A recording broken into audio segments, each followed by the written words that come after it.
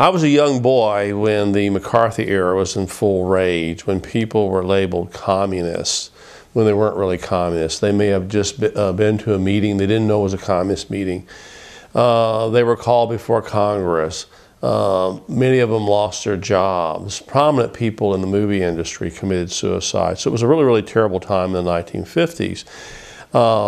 And it was all on the part of government overreacting, becoming paranoid, and trying to rid the country of some kind of evil. But what it really stifled was a pure free speech and freedom of association. Unfortunately, there's a law that was just passed by the House of Representatives by a vote of 404 to 6, overwhelmingly.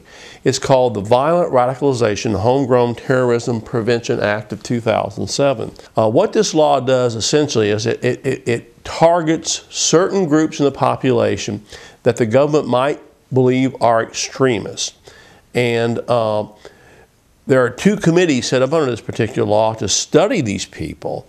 And eventually, if this kind of law goes into effect and the Senate approves it, what you will have is a law on the books that is very much like what happened in the McCarthy era, and probably worse. The problem with this law, like a lot of post-9/11 legislation, is terms are used, they're vague, and they're not defined.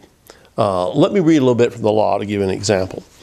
Violent radicalization, for example, is defined as the process of adopting or promoting an extremist belief system for the purpose of facilitating ideologically based violence to advance political, religious, or social change.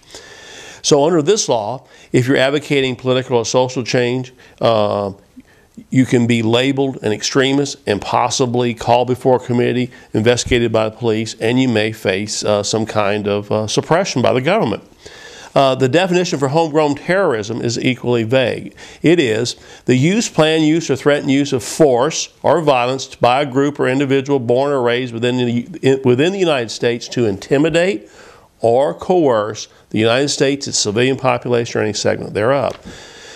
In other words, under this law, if you intimidate or coerce somebody, you could be labeled an extremist and again, punished by the government. Would anti-abortion protesters under this law be people who intimidate? Would anti-war demonstrators? Would anybody carrying a picket sign outside a public building where they're trying to coerce or intimidate somebody with a particular belief? Carrying a picket sign under this particular law could be labeled extremist, and you could be labeled a terrorist. A frightening aspect of this law, and it's in the Senate version that's being considered, is all the federal agencies and the local police across the country will be fused into one paramilitary unit.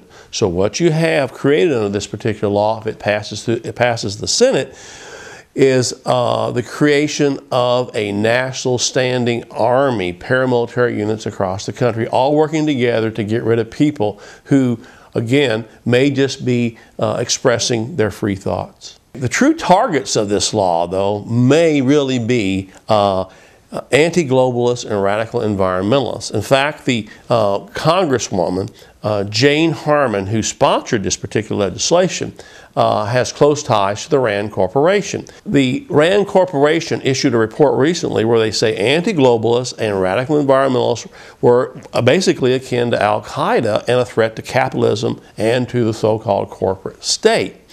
So what we may have here is powerful corporations and powerful corporate interests that are trying to get rid of, again, extremists such as environmentalists and people who oppose the idea of a global corporate state. So what does this law really mean? What it really means is that the Bill of Rights are under attack. It's almost as if the Constitution is passé. We're going to punish people who stand up, dissenters, people who fought back.